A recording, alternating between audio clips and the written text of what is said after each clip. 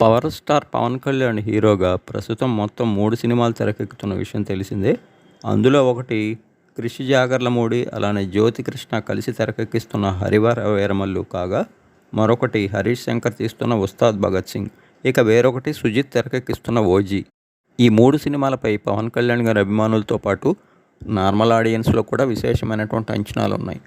ఇప్పటికే ఈ 3 సినిమాలు చాలా వరకు కూడా షూటింగ్ పూర్తి చేసుకోగా, ప్రస్తుతం డిప్యూటీ సీఎంగా ఆంధ్రప్రదేశ్ తరపున బిజీగా కొనసాగుతున్న పవన్ కళ్యాణ్ గారు ఇటీవల 'హరిహర వీరమల్లు' షూట్లో జాయిన్ అయ్యారు.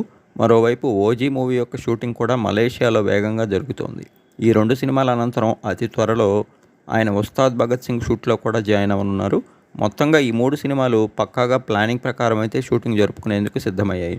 మరోవైపు వీటిలో మార్చి 28న 'హరిహర వీరమల్లు' మూవీని ఆడియన్స్ ముందుకు తీసుకురానున్నారు. దీని అనంతరం వచ్చే ఏడాది మధ్యలో సుజిత్, పవన్ కళ్యాణ్ల most awaiting mass action gangster drama movie 'OG' విడుదల కానుంది. దీనిపై అందరిలో కూడా విశేషమైనటువంటి అంచనాలు ఉన్నాయి.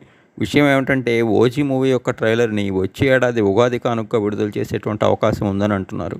ముఖ్యంగా ఈ సినిమాపై అంచనాలు తారాస్థాయికి చేరడంతో పాటు ఈ సినిమా ఇప్పటికే 80% పైగా షూటింగ్ను అయితే పూర్తి చేసుకుందట. ప్రియాంక మోహన్ హీరోయిన్గా నటిస్తున్న ఈ సినిమాకి ఎస్ తమన్ సంగీతం అందిస్తుండగా, డివివి ఎంటర్టైన్మెంట్స్ బ్యానర్పై దానయ్య 'ఓజీ' సినిమాని పాన్ ఇండియన్ రేంజ్లో భారీ స్థాయిలో నిర్మిస్తున్నారు.